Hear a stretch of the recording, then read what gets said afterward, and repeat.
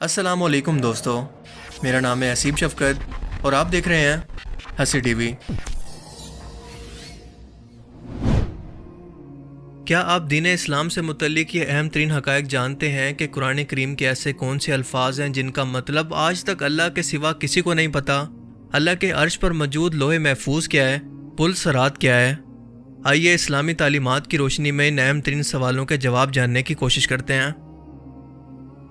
کیا آپ جانتے ہیں کہ قرآن کریم کی ایک ایک آیات اور لفظ کا مطلب اور اس کی تفسیر دنیا کا ہر مسلمان جان سکتا ہے، لیکن قرآن کریم کے اندر کچھ الفاظ ایسے ہیں جن کا مطلب آج تک نہ کسی کو پتہ ہے اور نہ ہی قیامت تک کسی کو معلوم ہوگا۔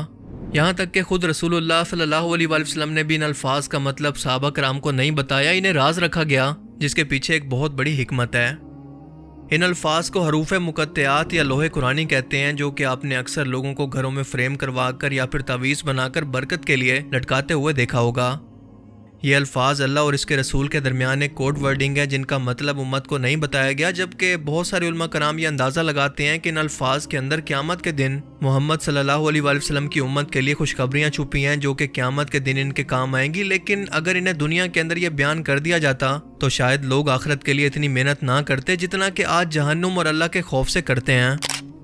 جیسا کہ میں نے پہلے کہا کہ یہ علماء کرام کے اندازے ہیں اور ہر فرقے کے علماء کرام اس کا الگ الگ مطلب نکالنے کی کوشش کرتے ہیں، جو کہ ٹھیک نہیں ہے، اور کوئی بھی شخص قیامت سے پہلے یہ کوڈ ورڈنگ نہیں جان سکتا کہ آخر ان الفاظ کا مطلب کیا تھا۔ یہ واقعی میں کوئی خوشخبری ہے یا پھر کوئی وعید یا کوئی وارننگ، واللہ عالم۔ آج تک آپ نے یقیناً لوح محفوظ کا نام تو ضرور سنا ہوگا، اور لوح محفوظ وہ تختی ہے جس پر ساری کائنات کی تقدیر اور قیامت تک ہونے والے تمام معاملات کا علم پہلے سے لکھا ہوا ہے۔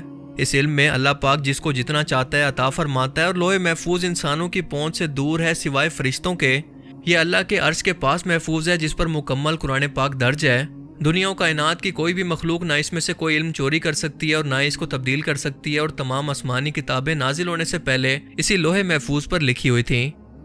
صحیح بخاری میں بیان ہوتا ہے کہ اللہ نے اس کائنات کو بنانے سے پہلے اس کی تقدیر کے اندر جو کچھ قیامت تک ہوگا سب کچھ اس لوح محفوظ کے اندر لکھ دیا، اور اس کے بعد اس کائنات کو پیدا کیا۔ اور صرف حدیث کے اندر نہیں بلکہ قرآن کریم کے اندر بھی لوح محفوظ کا ذکر موجود ہے، اور سورہ البروج کے اندر بیان ہوتا ہے کہ یہ بزرگی والا قرآن ہے جو کہ لوح محفوظ کے اندر لکھا ہوا ہے۔ پھر سورہ الواقعہ کے اندر بیان ہوتا ہے کہ یہ قرآن عزت والا ہے جو کہ لوح محفوظ کے اندر موجود ہے، اسے صرف پاک فرشتے ہی چھو سکتے ہیں، نہ کوئی انسان اور نہ کوئی جن۔ انسانوں کا ہر چھوٹا بڑا عمل اس کے اندر لکھا ہوا ہے، اور یہ لوح محفوظ اللہ کے عرش کے پاس موجود ہے جو کہ سفید موتیوں سے بنی ہے، اور اس کے صفحات سرخ یاقوت کے ہیں۔ اس کے الفاظ اور اس کا قلم نور سے بنا ہے۔ ایک روایت میں ہے کہ اللہ تعالیٰ ہر روز 360 مرتبہ اس پر نظر فرماتے ہیں، تو کسی کو عزت دیتے ہیں تو کسی کو آزمائش میں ڈالتے ہیں، کسی کو رزق، کسی کو زندگی اور کسی کے لیے موت کا حکم دیتے ہیں۔ اس کی لمبائی آسمان اور زمین کے برابر ہے، جبکہ اس کی چوڑائی مشرق اور مغرب کے برابر۔ یہ اللہ کے عرش کے دائیں طرف بندی ہوئی ایک فرشتے کی گود کے اندر موجود ہے، جس کا ٹائٹل یہ ہے کہ اللہ کے سوا کوئی عبادت کے لائق نہیں۔ اس کا دین اسلام ہے، اور محمد صلی اللہ علیہ وآلہ وسلم اس کے بندے اور رسول ہیں۔ جو بھی شخص اللہ پر ایمان لائے گا، اس کے وعدوں کو سچا جانے گا، اس کے رسولوں کی اطاعت کرے گا، تو اللہ تعالیٰ اسے جنت کے اندر داخل کرے گا۔ اب تک آپ نے صرف یہی سنا ہوگا کہ انسان کو اس کے عمل کی بنیاد پر قیامت کے دن ہمیشہ کے لیے یا تو جنت کے اندر داخل کیا جائے گا یا پھر جہنم میں، لیکن یقیناً آپ یہ بات نہیں جانتے ہوں گے کہ یہ جنت اور جہنم کا سفر ایک پل کے ذریعے دنیا کے ہر انسان کو طے کرنا ہوگا۔ یہ ایک ایسا بال سے بھی زیادہ باریک اور تلوار سے زیادہ تیز پل ہوگا جو کہ جہنم کے اوپر موجود ہوگا، اور اسے پار کرتے ہی سامنے جنت کا دروازہ ہوگا۔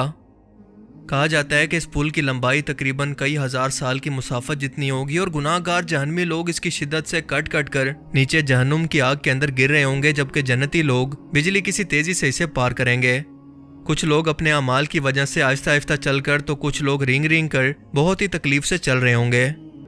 پل صراط کے دوسری طرف محمد مصطفیٰ صلی اللہ علیہ وآلہ وسلم جنت میں جانے کی بجائے اپنے امتیوں کے لیے اللہ کے حضور سجدے میں جا کر دعا کر رہے ہوں گے کہ اے اللہ میری امت، اے اللہ میری امت، اے اللہ میری امت کی خیر فرما۔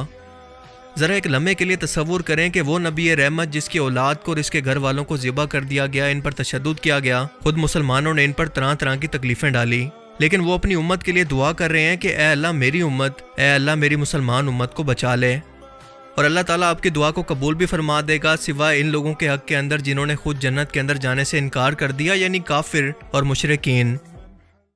حضرت ابو سعید خدری رضی اللہ تعالیٰ عنہ سے روایت ہے کہ ہم صحابہ کرام رسول پاک صلی اللہ علیہ وآلہ وسلم کی خدمت میں حاضر ہو کر سوال کرتے ہیں کہ اے اللہ کے رسول، یہ پل صراط کیا ہے؟ آپ صلی اللہ علیہ وآلہ وسلم نے فرمایا کہ یہ ایک پھسلن والا پل ہے جس پر لوہے کے کانٹے اور کانٹے دار بیج ہیں، جو کہ ایک طرف سے چوڑا اور دوسری طرف سے تنگ ہے۔ اس کے سروں پر جھکے ہوئے کانٹے ہیں۔ رسول اللہ صلی اللہ علیہ وآلہ وسلم کے ان کانٹوں سے مراد وہ کانٹے تھے جو کہ عرب کے صحراؤں کے اندر آج بھی موجود ہیں۔ آپ نے فرمایا کہ نیک لوگ اس پل کو اتنی ہی تیزی سے پار کریں گے جتنی دیر کے اندر آنکھ جھپکتی ہے، اور کچھ لوگ بجلی کی سی تیزی سے، کچھ تیز ہوا، تیز گھوڑے یا پھر اونٹوں کی طرح تیزی سے گزریں گے، تو کچھ بغیر کسی نقصان کے محفوظ رہیں گے، کچھ لوگ خراشیں آنے کے بعد محفوظ رہیں گے، اور کچھ لوگ جہنم کے اندر جا کر گریں گے، اور آخری شخص اس پل پر گھسیٹ گھسیٹ کر گزرے گا۔ اب یہاں پر ایک انتہائی اہم سوال پیدا ہوتا ہے کہ کیا خود رسول پاک صلی اللہ علیہ وآلہ وسلم بھی اس پل صراط کو پار کر کے جنت کے دروازے پر پہنچے ہوں گے، اور کیا تمام انبیاء کرام کو بھی اسے ایسے ہی پار کرنا پڑے گا؟ اس کا جواب ہے کہ نہیں، کیونکہ ایک حدیث مبارکہ کے اندر بیان ہوتا ہے کہ اللہ کے رسول صلی اللہ علیہ وآلہ وسلم نے فرمایا کہ اللہ تعالیٰ 4 لاکھ لوگوں کو میری امت میں سے بغیر حساب کتاب کے جنت کے اندر داخل فرمائیں گے۔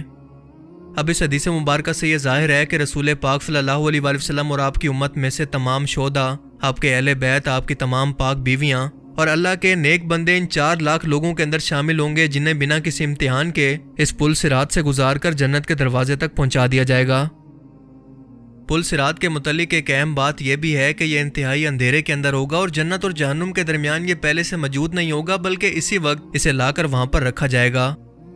جہنمی لوگ اپنے رشتہ داروں کو اپنے سامنے کٹ کٹ کر چیختے چلاتے جہنم کے اندر گرتا ہوا دیکھ رہے ہوں گے، مگر کسی بھی شخص کو کسی دوسرے شخص کی پرواہ نہیں ہوگی سوائے اپنی خود کی جان بچانے کے۔ روایت میں ہے کہ ایک دن حضرت عائشہ رضی اللہ تعالیٰ عنہ قیامت کو یاد کر کے رونے لگی، تو رسول پاک صلی اللہ علیہ وآلہ وسلم نے ان سے پوچھا کہ عائشہ کیا بات ہے؟ حضرت عائشہ نے فرمایا کہ مجھے قیامت یاد آ گئی۔ یا رسول اللہ، کیا ہم اپنے والدین کو وہاں پر یاد رکھیں گے؟ کیا وہاں پر ہم اپنے پیارے لوگوں کو یاد رکھیں گے؟ آپ صلی اللہ علیہ وآلہ وسلم نے فرمایا کہ ہاں یاد رکھیں گے، لیکن وہاں پر 3 مقامات ایسے ہوں گے جہاں پر کوئی بھی شخص کسی کو بھی یاد نہیں رکھے گا۔ نمبر 1، جب کسی کے نامہ اعمال تولے جائیں گے۔ نمبر 2، جب نامہ اعمال دیے جائیں گے۔ اور نمبر 3، جب لوگ پل صراط پر ہوں گے۔ یا اللہ ہمیں بھی ان خوش نصیب لوگوں کے اندر شامل فرما دیجئے جو کہ پل صراط کو آسانی سے پار کر لیں۔ اللہ تعالیٰ ہمیں سمجھنے کی اور نیک عمل کرنے کی توفیق عطا فرمائے، آمین۔ مجھے امید ہے کہ آج کی اس ویڈیو سے آپ کو بہت کچھ نیا جاننے کو ملا ہوگا، اور یہ ویڈیو آپ کو پسند آیا ہوگا۔ اگر یہ ویڈیو آپ کو اچھا لگا تو اسے لائک کیجئے۔